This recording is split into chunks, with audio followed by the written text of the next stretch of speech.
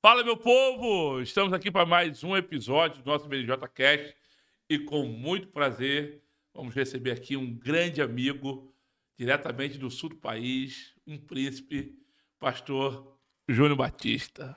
Tá com ele. Aí. Meu Deus, que alegria, que honra, que prazer, que privilégio estar aqui com meu amigo, pastor Diogo Ferraz, aqui nessa linda Paris. Eu tive o prazer de estar na igreja aqui e fiquei perplexo em ver um povo cheio de fome da presença de Deus, um povo, sabe, voltado para um comprometimento com o Senhor. Então me sinto honrado, estou muito feliz e estou em casa. Eu também estou muito feliz. Por 2 vezes você me recebeu lá em Floripa, né? Eu fui bem recebido e eu estava contando os dias para te receber aqui, Uau. para poder recompensar, né? Ou distribuir aquilo que foi bem recebido lá. Amém. Mas eu quero aproveitar aqui e conhecer mais o Júnior. Eita Deus. Que Senhor me livre de toda pergunta difícil. Não. Eu quero conhecer quem é o Júnior Batista. Oh, Me Jesus. conta a tua história. Eu sou casado, Com a né, Vitória. com a Vitória. A Vitória não é nossa, A só Vitória tu. é minha. A É Vitória é minha, tu. é minha. Ela é toda minha. A Vitória, eu vou dizer para vocês assim, que é uma mulher incrível, uma pessoa amável, cheia de Deus, uma mulher de fibra, guerreira. Eu sou casado com a Vitória, sou pai da Sara. A Sara é uma menina apaixonada por Jesus, que ama ouvir música, ama meditar na palavra de Deus. Eu Amém. estou perplexo que nesse ano, com 11 anos, ela disse para mim: papai, eu já li 10 livros da Bíblia. Uau. Todos. Aham. Sabe, o livro todinho. Aham. Eu digo: que isso, filha, que coisa linda. Me mostrou as anotações. Então eu vejo assim um desenho de Deus muito lindo na vida da Sara. Sou pastor em Florianópolis, de uma linda igreja. Quando você for a Floripa, não sei se tem motivos para ir, a não ser só, tipo assim, 42 praias no perímetro urbano da cidade. Aleluia! Você vai amar. Eu confesso que é uma cidade incrível. Você gostou, né? Eu gostei. É, sim. Confesso que eu gostei. E o povo é bonito, né? É isso aí. Eu costumo dizer que é a parte europeia do Brasil. É, Florianópolis. E a Mais de Cristo tá lá. Tá lá. Então, esse sou eu, sou simples. É simples. Isso é verdade. Eu posso dizer que. Eu sou simples, não tem muita enrolação, não. Para mim é isso aí. Mas hoje. É olho no olho, mão na mesa, tudo transparente, é isso aí. Mas o Júnior Simples hoje não começou assim.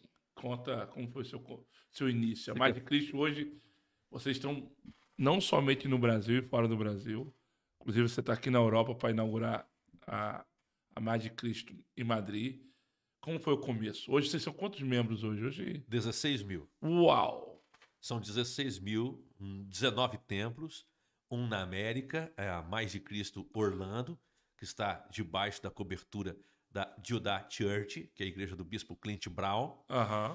Tem a igreja em Madrid, que é uma igreja assim, que está vivendo um crescimento muito lindo. Pastor Fábio Ferreira, o pastor lá. Tem a igreja lá em Milão, na Itália. Pastor Paulino está na frente dessa igreja. E lá no Brasil é assim, eu digo que só em Florianópolis, a 5, 6 quilômetros da nossa igreja, nós temos boas igrejas. Só ali, né? Então são várias igrejas em Santa Catarina. No Brasil é só em Santa Catarina. Entendi. O nosso chamado é para o estado de Santa Catarina. Eu acredito assim. Por enquanto, né? É isso que eu ia dizer, isso que eu iria falar agora. Porque eu acredito. Deus não autorizou a ir para outro lugar. Então Entendi. tem que ficar por ali. Entendi. Mas realmente ali eu acredito a sua influência, você sabe disso, que ela já alcança outros estados, outros países. Provavelmente eu também vejo que Deus vai levar. Né? O trabalho que vocês fazem é muito excelente. Né? A equipe que vocês têm é muito excelente. Então, assim, realmente nós acreditamos que. Eu acredito nisso, né? Que Deus vai realmente levar vocês, assim, além de Santa Catarina. Mas me conta o início. O início, pois bem, desde que eu me conheço por gente, eu estou envolvido na igreja, desde menino. Meu pai era pastor, meu avô foi pastor, eu não queria ser pastor. O meu desejo era trabalhar com rádio, televisão, sempre fui muito brincalhão. E no contexto de igreja que eu vivia antes, brincar era uma coisa inaceitável, como se fosse vai brincar, não pode brincar com as coisas de Deus. Uma coisa assim. E claro que eu nunca brinquei com as coisas de Deus, sempre tive essa consciência, até porque não pode, né? Mas ser brincalhão não era uma coisa assim que era bem aceita no meio religioso da época da igreja que eu fazia parte. Então cresci com esse estigma, né? Eu me lembro que quando era moço, jovem, comecei a pregar, que eu brincava um pouquinho, tinha gente que me chamava atenção. Meu pai, principalmente, dizia: mas pra que? É muita graça, rapaz. Que isso, rapaz? Então, Quando você pregava? quando eu pregava, porque eu sempre tive, não quero brincar, mas sai alguma A gente coisa. percebeu hoje. Ah, é? E olha que eu me contive aqui, hein? Jesus. Mas vamos lá. Então aconteceu isso. Agora, a minha ida para Florianópolis para começar a igreja. Então você aí, não é de Floripa. Na verdade, eu não sei nem de onde eu sou, porque quando eu nasci, meu pai já era pastor de uma igreja aqui, depois de 2 anos em outro, depois de 4 anos em outro lugar. Eu nasci em Rio Negro, no Paraná, meu pai era pastor de Mafra. Quando eu tinha 5 anos, meu pai já era pastor de Imbituba. Quando eu tinha 8 para 9 anos, ou 10, meu pai já era pastor de Itajaí. Depois já era pastor de Florianópolis. Depois já era pastor de Blumenau. Então, foi assim. E o meu pai encerrou o ministério dele pastoreando Joinville. Eu digo isso no conceito, na convenção da Assembleia de Deus. Certo. Quando ele faleceu, porque já faziam quase 4 anos que eu estava orando por Florianópolis, quando ele faleceu, eu fui para Florianópolis começar a igreja. Mas assim, eu gosto sempre de falar isso, porque o último culto que meu pai participou na igreja foi no dia 16 de novembro de 2006. O último culto. Era o dia do meu aniversário, no culto que eu dirigia na igreja. A última palavra que ele deu foi me dando uma direção para Florianópolis. A última oração que ele fez foi me enviando. Meu Deus. Aí no outro dia ele foi internado, 10 dias depois partiu. Uau. Então eu tinha muito claro para mim, eu tinha uma coisa muito certa de Deus, que Deus estava me dirigindo para aquilo, né? É interessante porque há algum tempo atrás eu falei com um profeta pelo telefone. E quando alguém diz: olha, pastor, tem um profeta que quer falar com o senhor, eu não gosto de falar. Mas quando alguém diz assim: pastor, estou ligando aqui para um amigo meu que é profeta e tal, eu falo: tá bom, liga aí. Fala outro pastor amigo, né? Aí ligou e a pessoa lá não sabia nem quem eu era. Mas a descrição assim que veio de tudo que aconteceu comigo foi muito claro. E mais uma vez eu ouvi Deus dizendo: olha, lá em Joinville, porque a pessoa falou o nome da cidade, falou como meu pai foi o velório dele, falou detalhes assim, e disse que sobre mim caiu um manto de legado e tal.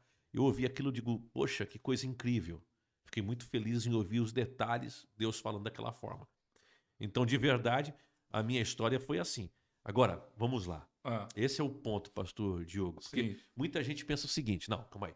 Se Deus falou, você tem um processo todo de Deus desenhando, então vai ser muito fácil. Não. É esse o ponto. É aqui que muita gente se perde, porque muitas pessoas desistem dizendo o seguinte: calma aí. Era para ser tudo muito bom. Era para ser leve. Até porque Deus falou. Aí Deus fala, Deus dá todo o projeto desenhadinho como vai ser, né? Mas aí quando as coisas vão começar a acontecer, você começa a perceber que nem tudo está se encaixando. Porque, de verdade, eu acho que é mais difícil Deus encaixar a gente do que encaixar as coisas. Não sei se tu me entende. Por exemplo, a gente quer que as coisas aconteçam, mas não adianta as coisas acontecerem se você não aconteceu ainda. Exatamente. Eu digo, sempre antes de Deus usar alguém, Deus precisa preparar esta pessoa para que o que ele faça através daquela pessoa não suba para a cabeça. Amém. E não faça ela se perder. Então Deus nos prepara, né? Deus vai nos preparar para isso. Deus preparou Davi para Golias. Davi podia ter dito quando apareceu o leão: tá de brincadeira, Senhor. Eu tô te adorando, eu tô te servindo, eu tô aqui te buscando, e um leão vem aqui comer uma ovelha, arrebentar a cabeça da ovelha, olha só o que tá fazendo ali, e deixar a ovelha morrer, não. Deus preparou Davi para Golias. Usando um leão, usando o urso, usando aqueles meios. E as vitórias de Davi no anonimato prepararam ele para uma vitória pública. Então, se a gente não quer ser construído por Deus num processo, não vai ser de outra forma, não vai ter resultado nenhum. Mesmo você sabendo que era Florianópolis, não tinha dúvida, então você passou por alguns processos. Uhum. E tu pode dizer quais foram esses processos? Para mim, o que mais pegou foi as finanças. As finanças foi o que foi mais difícil. Porque, Tu assim, começa do zero? quando eu comecei, na verdade, assim, meu pai, no dia do meu aniversário, dia 16 de novembro de 2006, sentou comigo, com o pastor Siqueira, que era o vice-presidente do meu pai na época, e disse assim: olha, o Júnior vai para Florianópolis, nós vamos abrir a igreja lá, vamos investir para que ele faça essa missão. Vai ser uma missão que ele vai fazer. Deus vai dar graça, vai acontecer. Então eu vou pedir que o Júnior arrume um lugar onde ele vai começar a igreja. Nós vamos ajudá-lo com aluguel, vamos ajudá-lo com isso, com isso, com isso. Não era nada muito grande, mas assim, a me suprir na eventual necessidade e enfrentamentos que eu teria. Só que 10 dias depois ele faleceu. Quando ele faleceu, a convenção imediatamente designou um novo pastor para lá. O pastor me ligou e disse: Júnior, é de Deus você ficar, a gente vai precisar de você aqui. Seria muito importante se você ficasse em Joinville. É importante. Você só não vai precisar mais ficar batendo palma e vai ter que cantar mais louvor assim calminho e tal. Eu falei: pastor, mas não se trata de palma, de falta de palma, não se trata nada disso. Eu preciso ir porque eu tenho uma direção de Deus para minha vida. Aí ele falou: não, então tá, tu pode ir. Só que tudo que eu conversei com meu pai, agora não valia mais. Não valia. O que eu tinha era a bênção de Deus. Certo. Mais nada além do que a bênção de Deus. Mas eu digo sempre que a bênção de Deus é o suficiente. Se Deus está com você num processo, pode ser difícil, pode ser complicado, pode ter centenas e centenas de portas fechadas, mas vai ter uma que a bênção de Deus vai abrir. E é a certa. Amém. O problema é que a gente vai batendo nas portas, elas não vão abrindo. Na primeira que não abre, diz: é só a primeira. Na segunda também, na terceira, é a terceira. Quando chega na 10ª, você diz: eu acho que Deus não me quer nisso. Deus falou, mas eu acho que mudou de opinião. A gente começa a pensar assim. Mas tem a porta que você não vai nem bater. Quando você for colocar o dedo, ela entrou para você vê ela abrindo. Tu passou por essa crise? Eu passei. Ao ponto de você pensar assim. O que acontece? Antes de eu ir para Florianópolis, eu fui num restaurante. Nesse restaurante tinham 3 pastores amigos meus de Joinville. E quando eu fui me servir, um deles disse assim: Júnior, você vai mesmo para Florianópolis? Eu falei: vou. Lá é cemitério de pastor, não tem igreja que fique de pé. Uau. Não tem igreja grande lá, você acha que vai ser grande? Eu falei: mas eu não tô com o propósito de ir para lá porque vai ser igreja grande, pequena. Eu vou para lá porque eu tenho um chamado de Deus, e Deus colocou essa sede, essa fome no meu coração. Mas não tem uma igreja com mais de 500 pessoas. Eu falei: não, tudo bem. Mas eu sei o que Deus tem para mim, então eu tenho que cumprir. Eu te dou 3 meses, que tu é meio assim...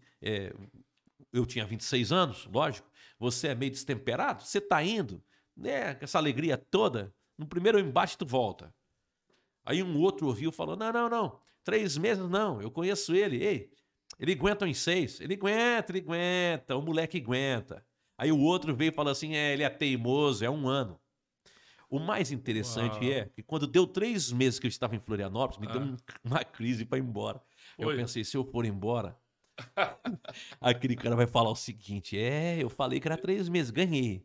Falei: também não vou não. Aí fiquei 6 meses. Aí bateu 6 meses. Aí eu digo: 6 meses. Deu a mesma coisa. Falei: se eu for embora, o outro vai falar: eu que tinha razão. Eu tinha razão. Eu vou ter que aguentar mais de 1 ano. Quando deu 1 ano, eu disse: não, tem que ir embora, mas ele vai ter razão mesmo e tal. Então foi assim, desafiador.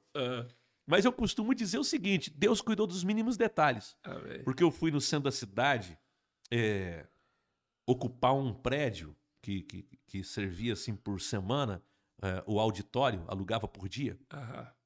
E ele disse assim para mim, a pessoa: olha, eu posso alugar domingo para o senhor, mas é R$1.400.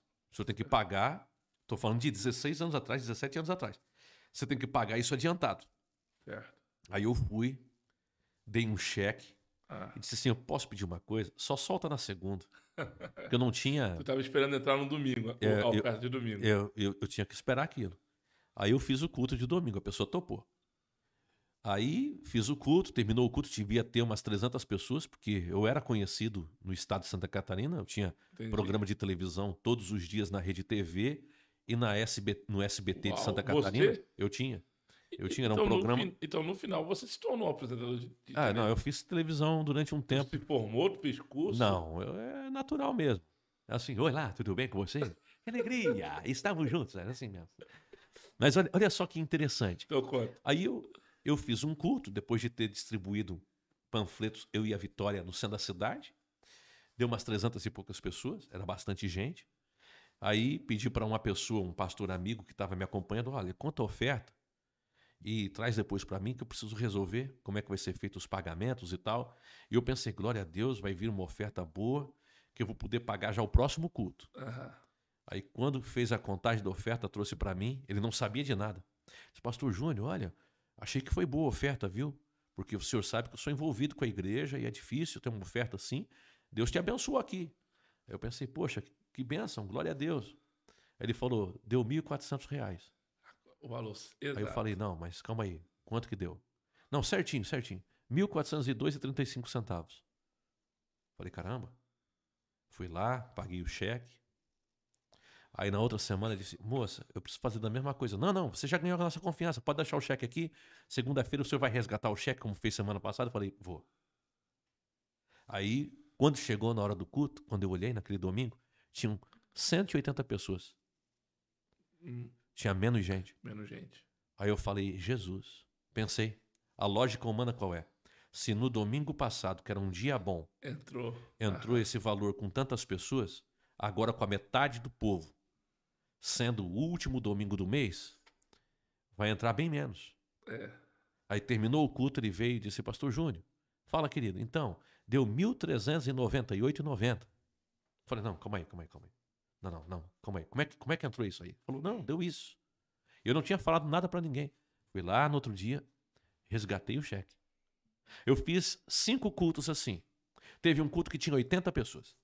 80. E entrou os 1.400. Assim, era um pouquinho a mais, um pouquinho a menos. Entrou certinho. Que mistério. Certinho. Aí eu fui orar. E aí o Senhor falou comigo, eu estou te ensinando que quem vai sustentar isso sou eu, não é você. Mas nisso eu tinha um apartamento que ganhei de herança e coloquei para vender e não vendia. Não vendia.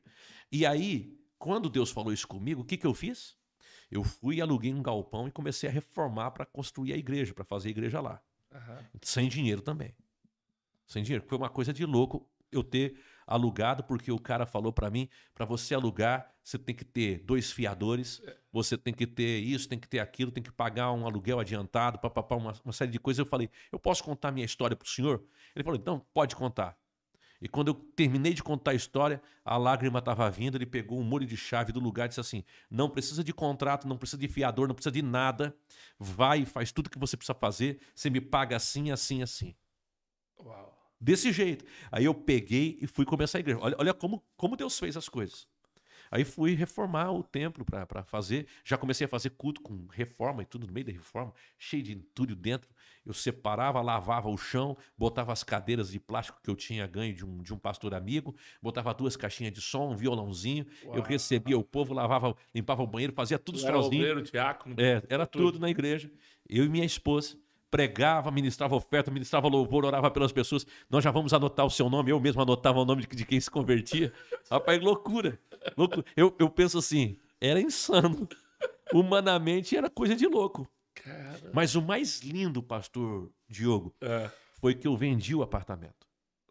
Quando eu vendi, eu pensei, uau, e agora? Agora já tinha tesoureiro na igreja, já tinha uma turma, já fazia uns 3, 4 meses que a igreja estava funcionando. 4, 5 meses, por aí. Aí eu falei, poxa, eu tenho um dinheiro. Mais de R$100 mil na época.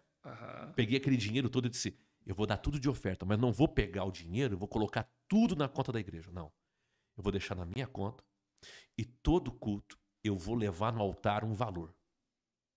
E claro, vou pegar desse dinheiro e vou me sustentar nesse tempo. Então, tipo assim, sexta-feira tinha culto domingo, eu ia sexta-feira no banco, que era do lado da igreja, na agência. Dizia, moça, tudo bem? Tudo. Então eu vim aqui para pegar um recurso da minha conta. Você me dá aí 4 mil? Ela, sim, te dou. Colocava no envelope. Eu pegava os 4 mil, colocava dentro do envelope de dízimo e oferta na igreja. Entendi. Aí levava no altar na hora da oferta. Aí no outro dia eu perguntava pro tesoureiro, porque tinha conta para pagar, a reforma. Ô, pastor, tudo bem? Tudo. E ele era um pastor voluntário, ele não trabalhava na igreja, ele tinha a atividade dele. Aliás, não tinha nem como pagar ninguém, como é que ia ter? Aí eu perguntava, pastor, como é que foi a oferta hoje? Ele, pastor, ontem foi muito boa a oferta, glória a Deus. Eu falei, deu 4.130. Aí eu pensava, poxa, eu dei 4. Alguém, mais outra pessoa, o resto da igreja deu R$ 130. Ficava doido com aquilo. Dizia, meu Deus. Na quarta-feira tinha culto. Eu ia lá, me dá 2.500. A pessoa me dava 2.500. No outro dia, como é que foi a oferta, pastor? Pastor Júnior, deu 2.720. Rapaz. E quando eu vi aqueles R$ 129 mil, que era o valor do apartamento, eles foram indo de oferta. Até um dia que eu cheguei no banco e disse assim, por favor, eu preciso pegar aí uns 3 mil. Ela pegou e disse assim, o senhor não viu o seu saldo? O senhor não tem 3 mil. Eu falei, não tem, não. Então dá tudo que tem. O senhor quer fechar a conta? Eu pensei comigo, eu não vou mais usar essa conta. Pode fechar. Ela foi e fechou a conta. Me deu aquele dinheiro.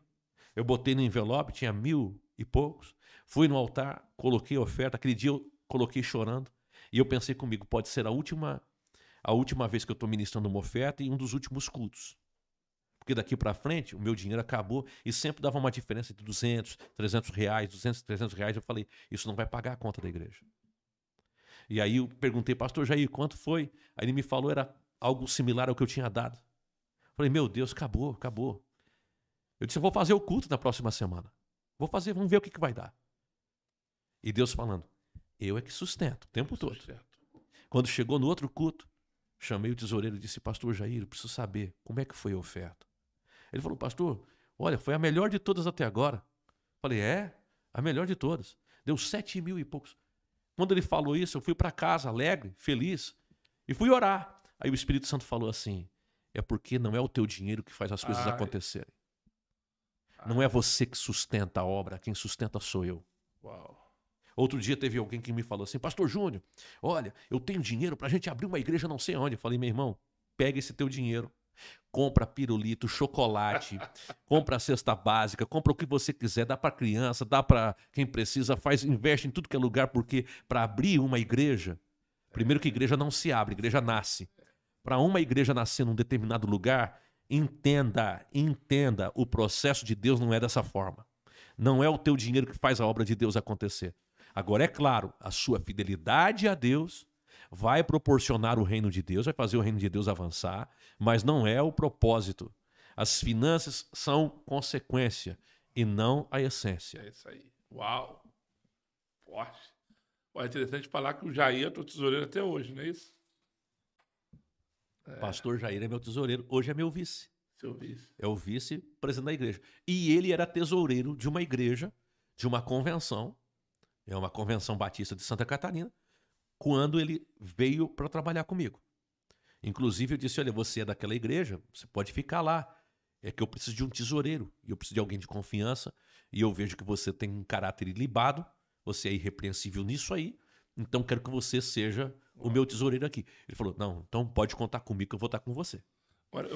E aí, uma coisa interessante, sim, porque ele é de um perfil de fazer um orçamento de um ano para o outro. Então, assim, os batistas, você sabe como são. Eles pensam no ano que vem inteiro, eles dizem assim, olha, a gente tem esse dinheiro em caixa, esse dinheiro está guardado para o ano inteiro que vem. O ano que vem, a gente levanta recursos para pagar o outro ano que vai vir. E comigo, um dia eu ouvi dele, ele falou para mim, com lágrima nos olhos, não chorando, mas marejado, disse para mim, pastor Júnior, eu aprendi com você o que é fé, porque eu não sabia. Não estou dizendo com isso que os batistas não têm fé, pelo amor de Deus. Eu estou falando de uma coisa pessoal, né? Porque senão tem gente que interpreta erroneamente, não disse isso. Mas eu acho que a nossa história é muito semelhante. A gente começa a obra aqui também de uma maneira, né? Quando eu ouvi tua história, eu falei, não. E eu acho que eu acho interessante é que realmente a obra de Deus não se faz com dinheiro. É tudo sem recurso. Fé. É fé. Fé é a voz que o céu ouve. Ponto. Exatamente isso. Porque se a gente for colocar num papel, não dá, a conta não bate. Nunca vai bater. Mas Deus sustenta, não falta nada. Eu vou até abrir meu coração aqui. Uma frase que eu parei, eu resolvi parar de falar. Que é, eu não tenho recurso. Eu percebi que eu tenho. Tudo que a gente tem o desejo de fazer, faz. Isso para nossa história. A gente tem uma despesa muito alta. Teve as aberturas, né, o nascimento das igrejas. Fizemos de tudo. E eu vou falar, você tem dinheiro? Não teve. Não tinha recurso? Não tinha. Então, da onde? Não sei. Não é que não tenho recurso, o recurso vem. Então, realmente, a gente vai aprendendo, até quem está nos ouvindo, que a obra de Deus não faz com recurso, faz com fé. Né? É a palavra que você tem. Se tiver uma palavra de Deus... Mas tem muito mais do que isso ainda, né, pastor Então Diogo? vai, libera. Eu acho muito importante isso. Uma coisa é uma pessoa se enviar. Outra coisa é ela ser enviada. Numa visão apostólica, você é chamado por Deus e enviado para um determinado lugar. Por exemplo, vamos supor que tem alguém aqui na igreja, ele olha para você e diz, mas por que eu tenho que servir a Deus com o pastor Diogo? Aliás, ele prega bem, mas eu sou melhor do que ele. Eu vou abrir uma igreja ali do lado e eu vou chamar, aqui é IBN, IBNJ, eu vou chamar lá IBNJWZYK. Tu entendeu? Então, a pessoa acha assim, não, a obra de Deus é só sair pregando. Não. Quando uma pessoa tem uma direção de Deus para um determinado lugar, eu sempre digo, Deus sempre vai te enviar para algum lugar.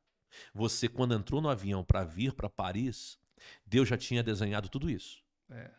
Antes de você chegar nesse prédio, Deus já tinha escolhido. Foi igual você ministrou hoje. Então, não tem conversa, não tem como fugir. Quando Deus envia, Deus usa até as pessoas, até o antigo pastor, até a igreja onde você congregava. É interessante. Deus diz assim, eu vou fazer na sua vida. E aí, quando você percebe, as coisas vão se encaixando. Apesar dos problemas, você entende que aquilo ali tem um desenho de Deus para você. Eu entendo que os problemas realmente foi um preparo, um processo de Deus na minha vida de amadurecimento. Eu acho que não é porque Deus apontou, foi bem claro no destino, né, no envio, não quer dizer que eu não passaria, nem eu e você passaria por esse processo. Então, isso aí. Foi necessário passar para amadurecimento, aprender sobre a liderança. Agora, uma coisa que você falou, mas você imaginaria que você chegaria a esse nível de 19 igrejas, igreja nos Estados Unidos, na Europa? Fala comigo. Fiquei frustrado. Ficou? Aham. Então conta pra gente. Porque para mim era para estar no mínimo 3 vezes mais. Uau. Mas eu atrapalhei. Então conta. Eu atrapalhei. Forte. Eu digo assim, a obra de Deus tem que sempre avançar. Se não avança, a culpa não é de Deus. Não. Mas tudo bem que Deus sabe o que está fazendo, sabe o que está construindo e Deus prepara a gente para isso. Amém. Mas, vamos lá, 26 anos, imaturo. Não é aquela maturidade toda? Eu começo com 25. Estamos ali, eu e você. Estamos ali, começamos quase que juntos. Agora veja, eu comecei a igreja com 26 anos, não tinha aquela maturidade toda. Então, alguns embates eu gerei. Certo. Outros, a deslealdade gerou em pessoas. Mas também, por eu gerar algumas coisas, outras coisas aconteceram. Então, às vezes a gente costuma colocar a culpa em outras pessoas, mas às vezes é a gente mesmo. É a gente, concordo. E aí uma das maneiras de Deus tratar isso.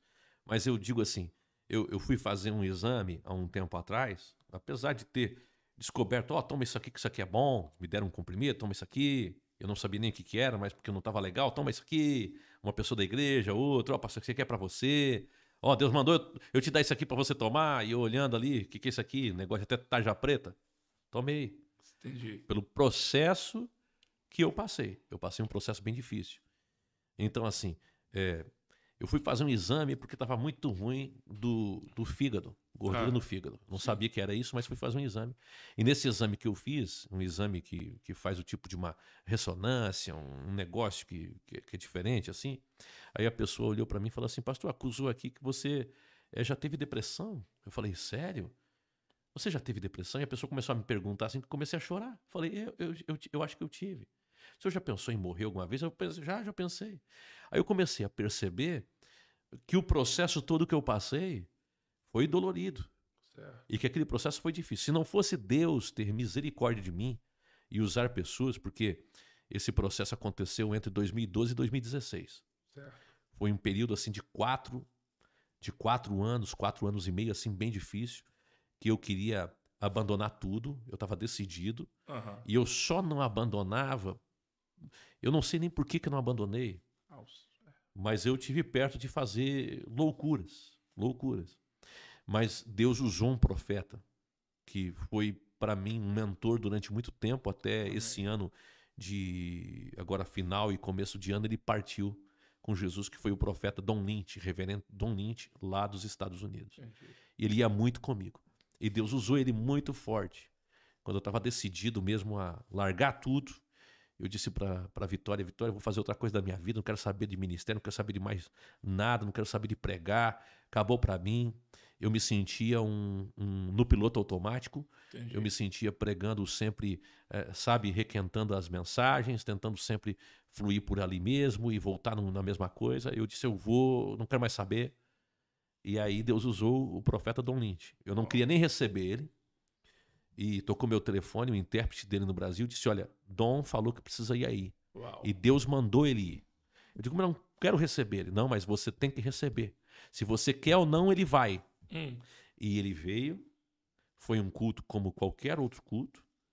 Aí aconteceu que naquele culto não tinha músico mais na igreja, aconteceu uma série de coisas, eu tive que cantar. Certo. Tinha um grupo de pessoas também já pensando em sair da igreja. Entendi. Quando eu estava cantando, uma das pessoas daquele grupo viu um anjo no meu lado cantando. Ele viu o anjo, ele disse, tô vendo um anjo, falou para a esposa. E o Dom veio e ministrou sobre mim, sobre a pastora Vitória, que a gente estava assim numa situação bem, bem complicada. E ali houve uma restauração de Deus no meu ministério. Uau. Então eu digo assim, eu passei por tantas situações, tantos tombos, né? E para a gente estar de pé, vivendo tudo que a gente está vivendo, eu digo assim, é milagre da parte de Deus. Porque quem vê resultado não vê história. A pessoa vê hoje, ela acha que é fácil o que você está vivendo hoje, mas ela não sabe o teu processo que você venceu. A pessoa olha a gente hoje, vê a igreja, a família, a estrutura, o ministério, e ela não consegue ver o processo que você venceu, né? É muito fácil ver o agora, mas você carrega uma história, né? Mas mesmo você passando por esses processos, eu teria ousadia de dizer que você se levantou rápido, não? 4 anos. 4 anos. Carregando um fardo? Talvez sim. Talvez uma faculdade, né? 4 anos uma faculdade. Mas quer saber? Eu aprendo uma coisa com isso tudo. Antes, eu tinha um certo orgulho de sempre quando falava, tem um pastor em depressão, um pastor passando por isso, um pastor vivendo isso, um pastor vivendo aquilo. Eu dizia assim, pô, mas que fraco, cara. Eu tinha essa mentalidade, sabe? Era novo.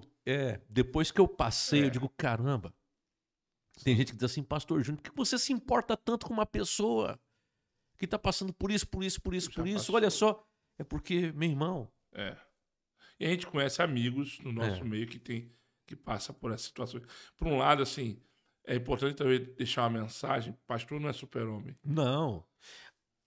Homem de Deus, antes de ser de Deus, é homem. Ponto. E como o homem pode falhar, pode errar, pode cair, pode tropeçar, pode dar com a cara no chão, pode ter depressão, pode ter enfermidade, pode passar mal. É homem. É homem. Às vezes as pessoas pensam que a gente não passa por aflições. Agora, o vaso mais cheio de óleo é de barro. Olha aí. É verdade.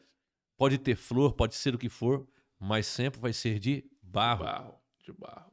É isso. Verdade. Vamos lá. Vamos falar sobre o quê? Mais o quê? Me ajuda.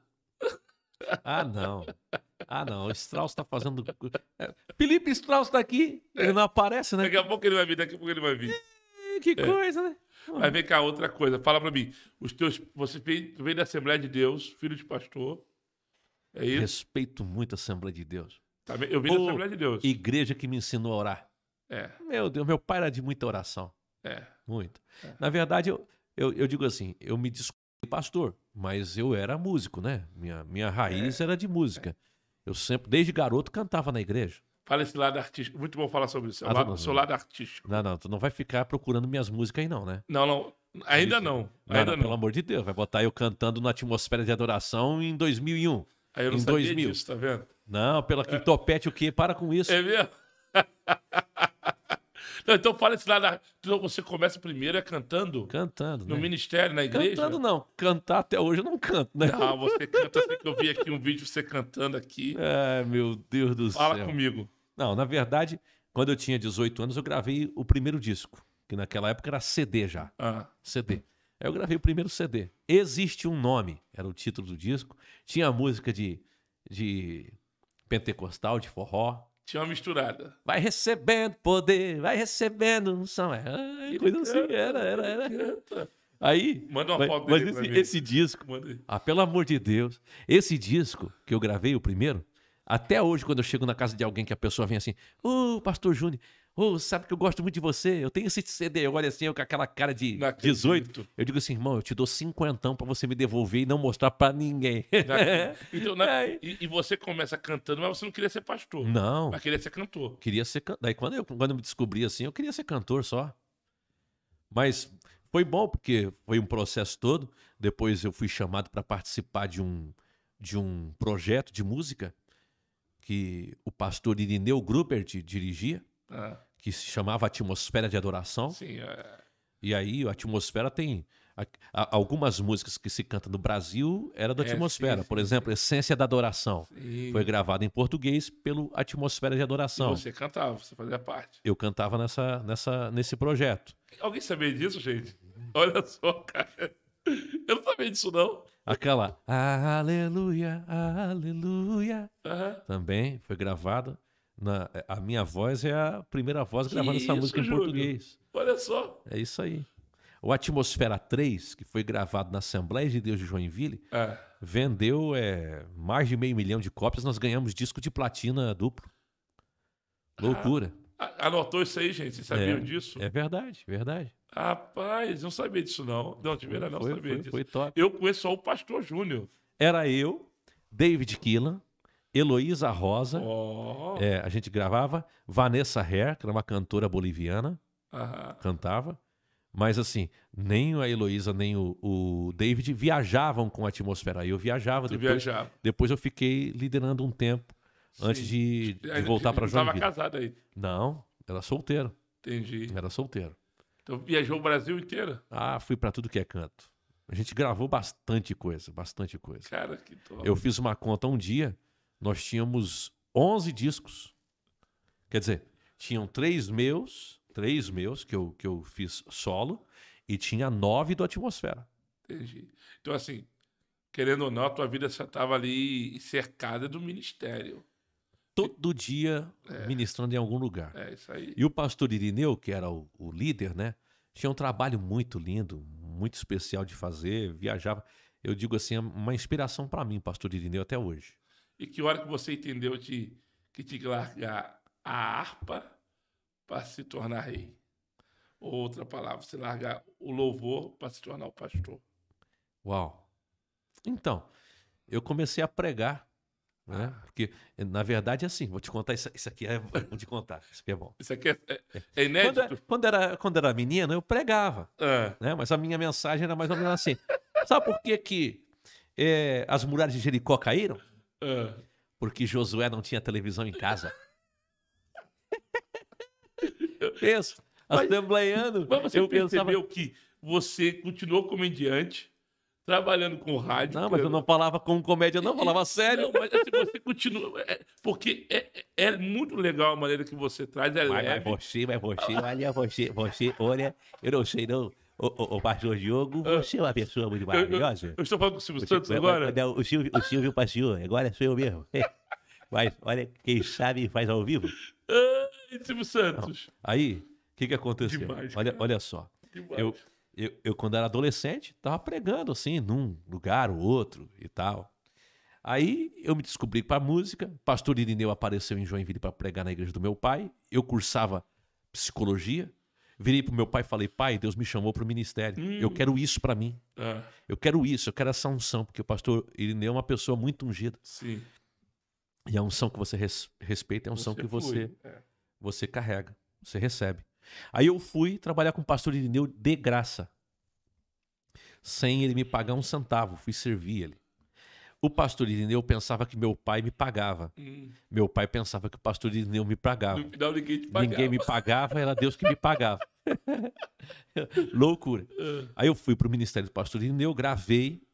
Aí um dia ele falou assim, Júnior, você vai pregar. A gente estava nos Estados Unidos, lá na Igreja Presbiteriana Nova Esperança.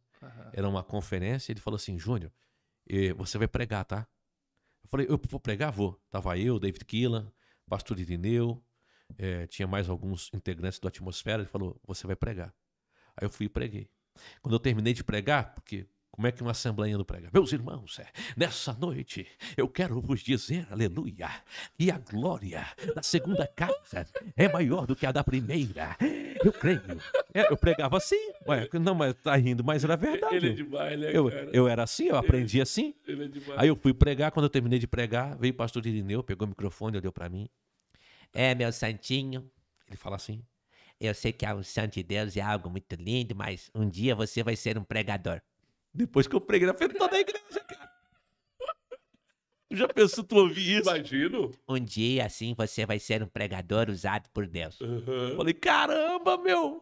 Aí eu fiquei assim, arrasado com aquilo. Disse, meu Deus, então Deus não me chamou para pregar? Fiquei pensando. E aí ele dizia, você tem que pensar que você vai comunicar a palavra. E você não estava numa assembleia, você estava numa presbiteriana. Verdade. Mas foi lindo que Deus fez na presbiteriana, porque era uma presbiteriana fechada. E Deus tocou naquele dia, assim, as pessoas foram tocadas pelo Espírito Santo, batizadas com o Espírito Santo, naqueles dias da conferência que a gente estava lá. Claro, o David Keelan, meu irmão, onde ele está, o David tem um negócio com Jesus, cara. O Irineu, então, nem se fala. Ele é irlandês, né? Ele tem um trabalho eu respeito o David, assim. O David, todo mundo diz, o cantor David. Eu fico olhando e digo, não sabe de nada, inocente. Cantor David. O David é um cantor, claro, ele canta pra caramba. Eu gosto dele cantando. Esse aqui? Misericórdia! não fizeram isso, não. Olha lá.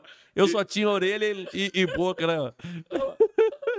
Não coloca isso aí na tela, não. Não. Não, tu mandou. Ô, irmão, se tu colocar isso, eu choro agora ou choro depois? Isso é na Atmosfera 2. Entendi. Que legal, Felipe. Mas foi difícil Felipe achar, que eu percebi. Felipe, tu se prepara. Ele tem uma foto dele também. Meu Deus. Cantando de óculos. A foto dele de óculos, De assim, óculos, cantando. Parecia um cantor sacro. Tinha nada de chofado, de profético, não. Nada. Vai, continua. Aí eu sempre falo do...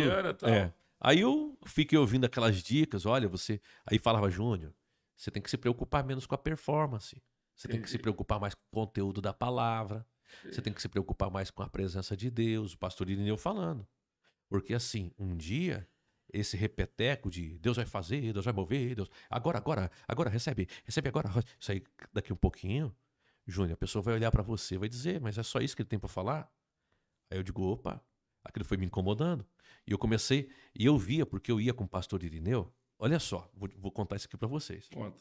Eu ia com o pastor Irineu para um lugar e eu ficava no mesmo quarto com ele, ok? O pastor Irineu, ele não era assembleiano. Eu não podia ver televisão porque era pecado, teoricamente. Sim. Ok? Mas assistia. Sim.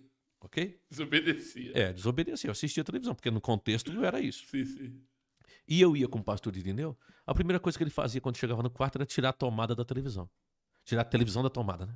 Sim. Eu dizia, pastor, é que tem jogo, vai ter jogo do Grêmio. Ele falava, eu não assisto televisão, não. Eu falei, mas por quê? É pecado pro senhor? Não, não é pecado, é que eu não vou perder tempo, eu quero orar. Uau. Eu digo, mas para, calma aí, um futebolzinho, um negocinho, ficava agoniado. Aí ele botava um louvor e ficava lá, choroboxô, que é o jeito que ele fala em línguas, e ficava orando. Ô Espírito Santo. Eu dizia, eu comecei a ficar impactado. Primeiro incomodado, depois confrontado. Certo. Depois eu começou a me impactar. Certo. Eu disse assim, calma aí, esse homem é de oração, é igual meu pai, porque meu pai orava pra caramba. Eu dizia, meu Deus, ele é um homem de oração. Aí eu comecei a orar com ele, eu comecei a perceber. E as atitudes do pastor Irineu começaram a me influenciar. Uau. Até que passou mais ou menos uns 3, 4 anos que eu estava com ele. E aí a gente foi para Brasília e tinha um conselho de pastores ali de uma das cidades satélites que convidou ele para pregar pela manhã. Ele falou assim para mim à noite, meu santinho, amanhã você vai pregar. Eu falei, Jesus, a última vez que eu preguei na frente do Irineu, deve fazer uns 3 anos, ele falou que um dia eu seria pregador. Senhor, como é que vai ser? Eu fiquei a noite toda, de Gênesis a Apocalipse, procurando mensagem. Procurando mensagem. Não achei nada. Não achei nada. Madrugada inteira era pela manhã. Senhor, o Senhor tem que me usar. Eu tinha, eu acho que 22, 23 anos. Eu falei, meu Deus, e outra, vou pregar na frente de pastores. Claro, todo lugar que eu ia, os pastores queriam falar comigo para saber qual era o segredo do meu pai. Porque meu pai, em 6 anos e meio, ele batizou 9.000 pessoas. Uau! Então eles queriam saber como é que a igreja cresce, como é que acontece isso. Porque é o sul do Brasil para crescer a igreja não é assim. Aí eu ia pregar, eu sabia que eu tinha que tocar nesse assunto, porque é o que todo pastor queria ouvir. Mas aconteceu algo incrível naquela manhã. Porque eu preguei uma mensagem, não esqueço a mensagem, até hoje eu tenho essa mensagem comigo, que era um gigante do lado errado. Golias estava do lado errado. Se ele estivesse do lado certo, ninguém segurava ele com todo o preparo que ele tinha. Uau. Eu falei, você, pastor, você tem tudo que precisa. Você tem a armadura do Espírito. E falei das armaduras, dos itens da armadura espiritual, de um pastor, capacete de salvação, o escudo da fé. Aí fui falando, couraça da justiça. Fui falando tudo que tinha que falar. Aí, quando eu terminei de falar, o problema é que você está do lado errado. Uau. E o lado certo, qual é o lado certo? O lado de Deus. Você nunca pode estar do lado errado.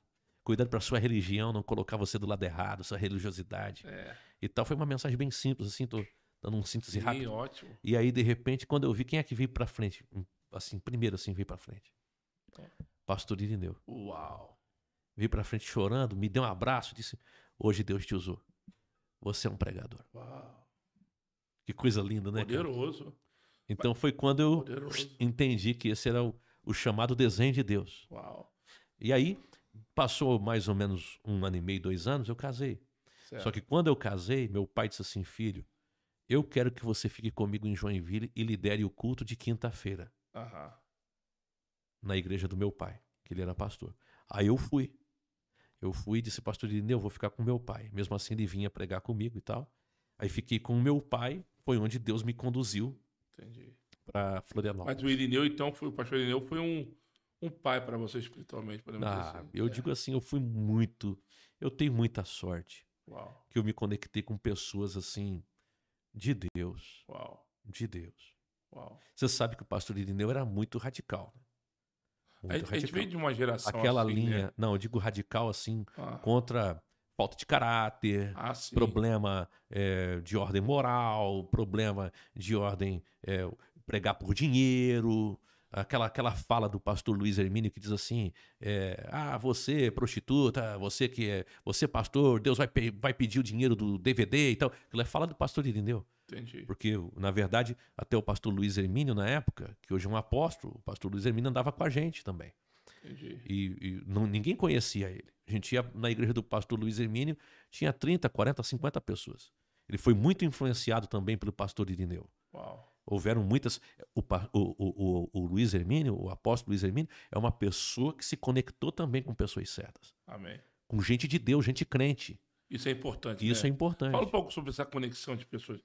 Eu digo assim, até porque a gente tem vivido um pouco sobre isso. Como é importante se conectar com as pessoas certas. Mas eu acho que Deus te apresenta, né? Meu pai falava uma coisa. Eu me preocupa isso, sabe? Ele dizia o seguinte, meu filho, se um prostituto te entrar pela porta direita e uma prostituta pela porta esquerda no culto, nunca se viram, no final do culto eles estão juntos. Porque o negócio vai funcionar, o espírito vai pegar o espírito maligno ali que age neles ali. Uau. E é a mesma coisa, você vai acabar sendo atraído por alguém que é santo se você é santo. Você é forte, isso aí. Você vai se conectar com as pessoas certas. Tem gente que a gente conhece que é gente boa mesmo, de verdade, mas não dá liga. Mas tem gente que você diz assim, poxa, que legal, quero estar perto dessa pessoa. Essa pessoa me influencia bem. E você começa a perceber. Às vezes Deus coloca você na vida de alguém para ajudar. Já aconteceu isso comigo. Mas também Deus já colocou gente perto de mim para me ajudar. Sim. Então, é tudo processo. E a gente tem essa necessidade de ter amigos, né, cara? A gente que está na frente da igreja, da obra, é a pressão. E às vezes uma boa conexão, uma boa amizade é só para, às vezes, para conversar, para falar. Ser amigo. É isso aí, eu acho também. Eu ouvi uma frase, acho que foi lá no sul. Quem está indo para o mesmo destino sempre se encontra no meio do caminho. É isso aí. A gente sempre se encontra. Não tem como ser Não, diferente. não tem como ser diferente. Agora, deixa eu testemunhar algo que eu queria que você falasse. Você falou sobre o sul do país, mas hoje, vamos ser bem sinceros, eu passei por lá, né? Tudo bem que eu estive só em Santa Catarina, talvez eu não tenha muito respaldo para isso, mas o sul está vivendo um avivamento. É, Fala um pouco do sul eu hoje. acho que quando a gente diz está vivendo o avivamento acaba.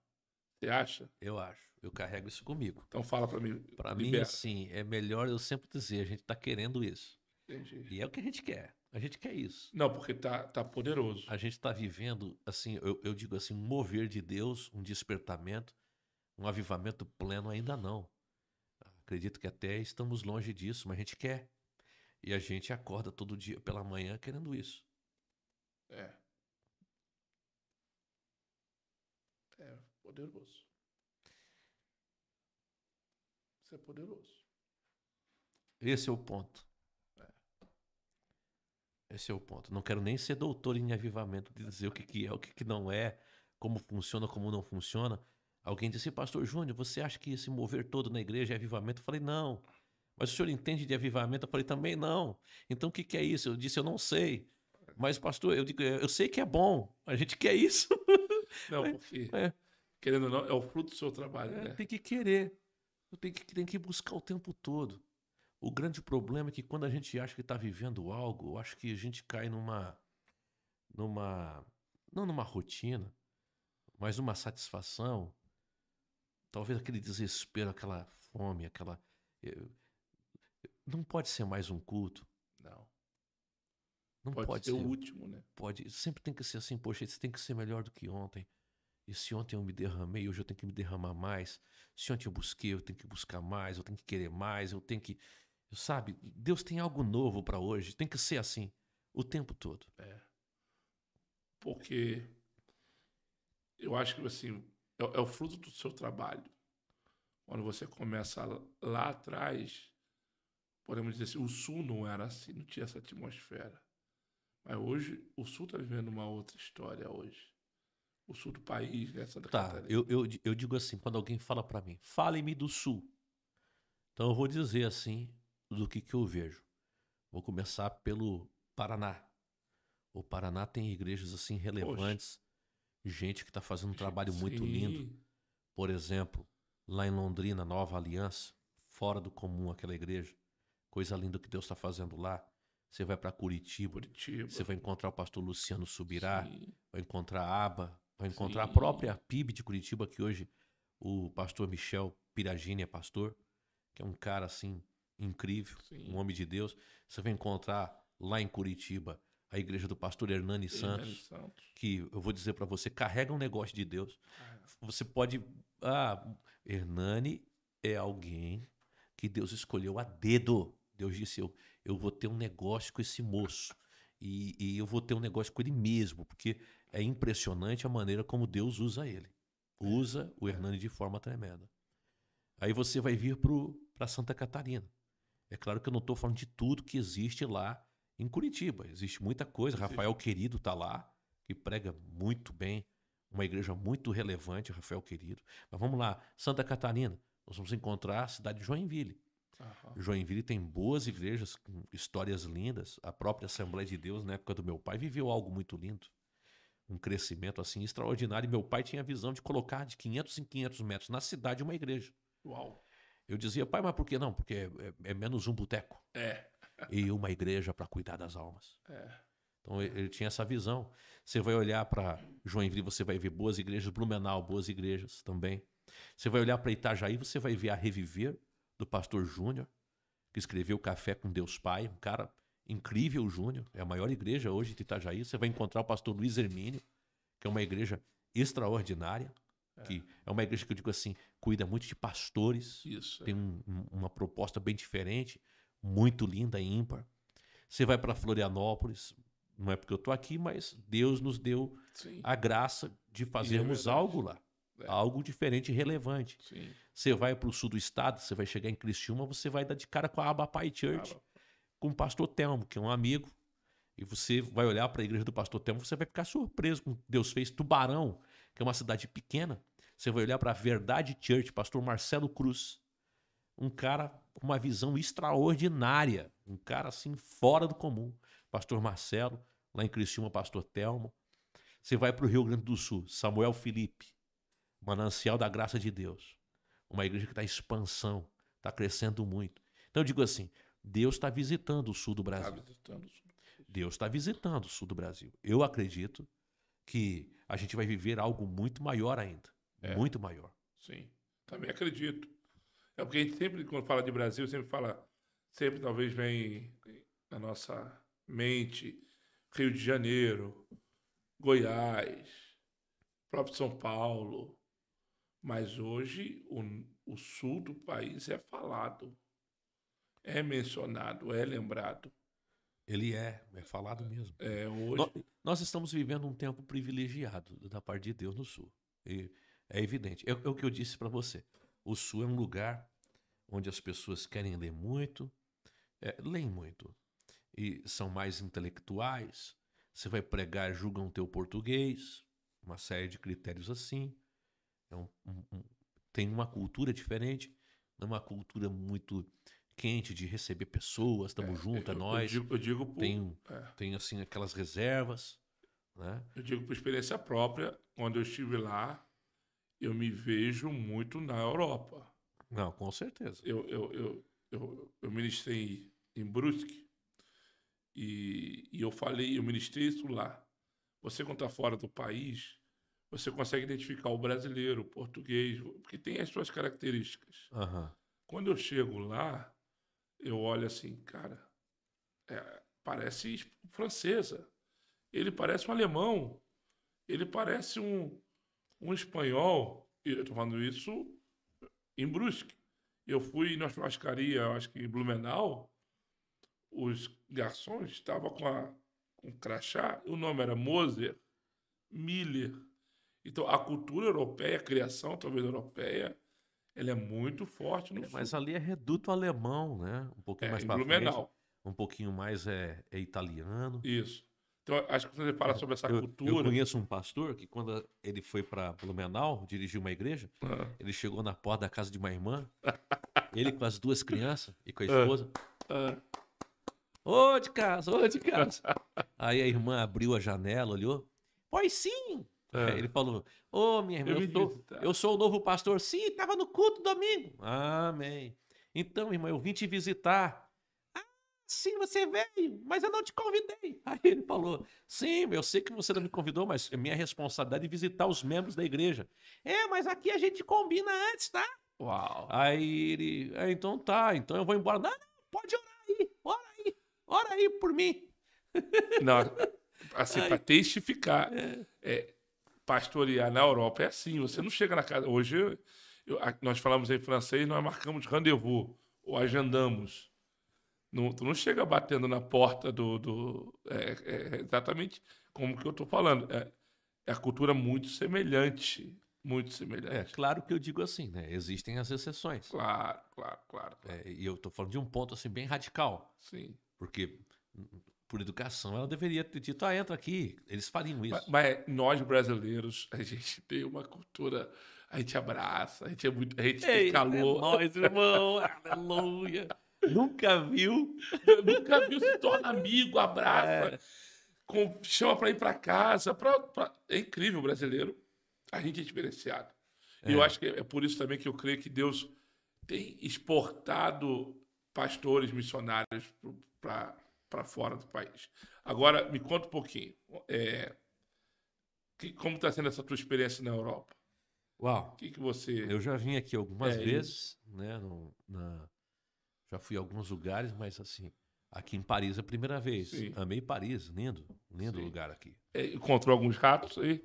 Pois é. Por favor, testifica aí agora. Não, pois por é, favor. porque eu vi uma filmagem. Se corrija agora, por favor. Eu vou me corrigir, vou abrir aqui, vou dar o braço a torcer, que eu vim para Paris, eu tinha visto na internet um vídeo que me mandaram dizendo que ia ter muitos ratos. Eu não vi nenhum. Não vi nenhum, estou emocionado.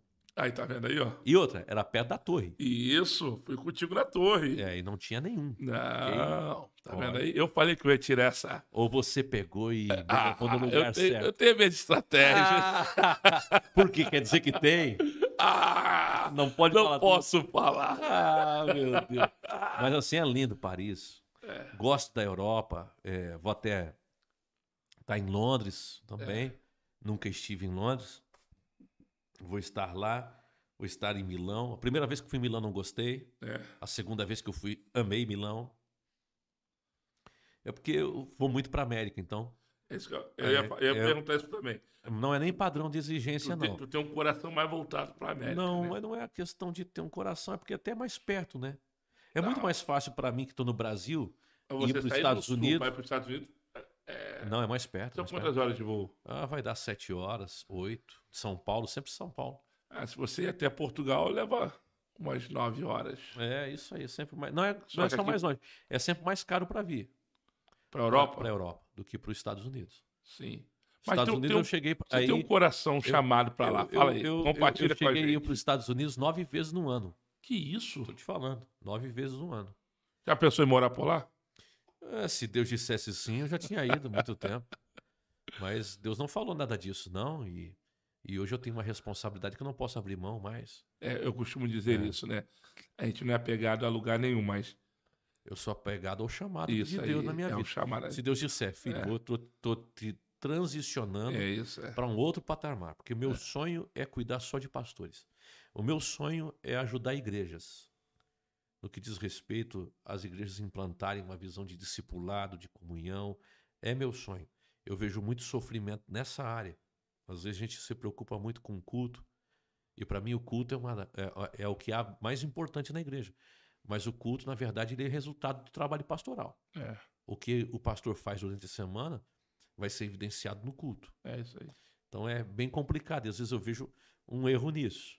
Assim, é difícil encontrar uma igreja estruturada como a igreja aqui em Paris. É difícil.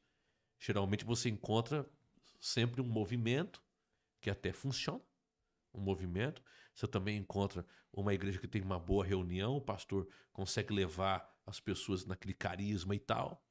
Mas o discipulado, para mim, meu Deus, é quando a pessoa... Eu digo assim, o discipulado, por exemplo, dos homens, é um discipulado que funcionou para mim. Eu fiz parte da primeira turma. Eu fui impactado por ele. Então, assim, uma coisa que funcionou para mim, eu sei que vai funcionar com alguém. Né? Então, isso é muito importante. Não, hoje a estrutura que a Mais de Cristo tem, ela tem capacidade para oferecer para os outros ministérios. Né? E isso foi sempre o desejo do seu coração desde o início? Sempre. Sempre. De estruturar isso e servir os pastores. Hoje você tem quantos pastores hoje? Antes de ser pastor da Mais de Cristo, antes de ser pastor, quando eu viajava com o pastor Irineu, por causa do que aconteceu em Joinville com meu pai, e o meu pai implantou essa cultura de discipulado.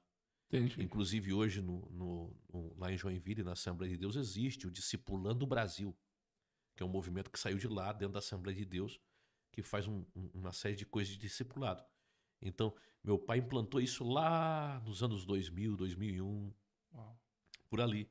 E aí quando comecei a igreja, já comecei com essa mentalidade. Não, calma aí, eu tenho que pensar nisso. E aí, como pastores tinham pedido para mim, como é que funciona? Como é que é? Aí eu sempre estava conversando com o pastor sobre isso, sobre a importância do discipulado na igreja e tal. A importância, porque às vezes a gente se preocupa com o impacto que uma pessoa... A pessoa vem para Jesus, às vezes impactada. Ela diz assim, poxa, isso é o evangelho. Eu preciso entregar meu coração para ela. Tá aí amanhã, como é que vai ser? Isso aí. Aí, não, porque antigamente era assim, vem para a escola dominical. Ou então, pega, lê a Bíblia toda e ora 1 hora por dia. Era o discipulado que às vezes se dava. E aí, hoje não, a gente precisa justamente ter todo um sistema de discipulado para a pessoa aprender da palavra, se encher da palavra, claro, um discipulado equilibrado. Não é um discipulado com base no discipulador, mas na palavra de Deus. Esse é um ponto. Fala quantos pastores você tem. Eu já perdi as contas. Já perdi. Hoje ali na sede ali você tem quantos pastores te auxiliando? Em torno de uns 160, 180 pastores. Só pastores? Só pastores, fora evangelistas, presbíteros, diáconos. Uau! Rapaz, forte, Brasil. Só ali na sede.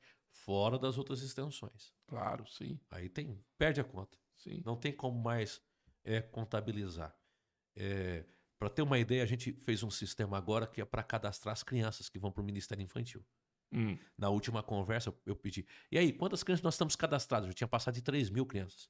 Eu falei, mas só na sede. Eu falei, não, mas calma aí. Alguém cadastrou 2 vezes? Não tem como cadastrar 2 vezes, pastor. É uma vez só. Falei, não, mas como, mano? 3.000 crianças, pastor, o senhor não tem ideia. Passa por mês aqui, no mínimo, 4.500 crianças por domingo. Por mês aqui na igreja. Agora, assim, eu vim do Brasil lá agora. É um espetáculo que o Brasil tem vivido. Muito. Sabe, a liberdade de culto, a atmosfera, os céus abertos. Todas as igrejas que eu passei, assim, seja grande ou pequena, de verdade, sim. Claro que existem igrejas pequenas, mas, assim, uma liberdade em adorar, um fluir do Espírito. É uma coisa, assim, que eu sei que é muito... Eu sei que o que a gente vive hoje, aqui em Paris, é gracioso também. Só que ser igreja na Europa não é fácil. Mas eu não tenho que... Eu louvo a Deus que Deus tem nos dado muita graça. Mas no Brasil, é uma atmosfera poderosa, Júnior.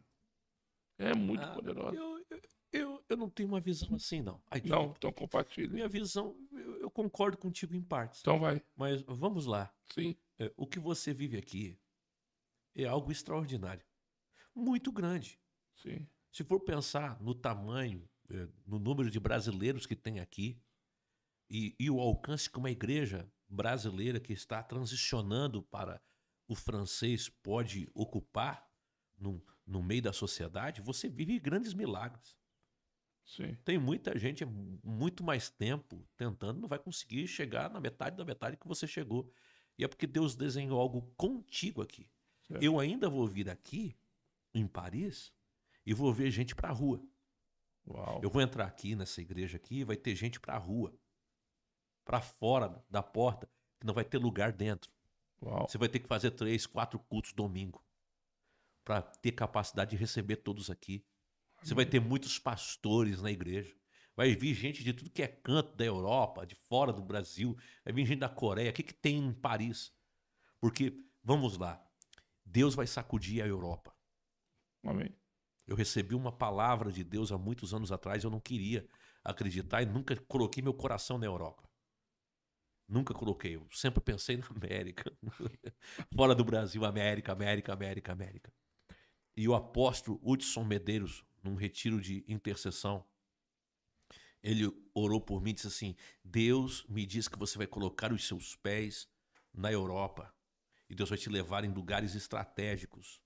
Deus vai sacudir a Europa. Os últimos dias da igreja serão dias que a Europa será incendiada por um avivamento também. Então, assim, tem promessa. Eu sei que vai vir um mover de Deus muito grande, varrendo nações inteiras.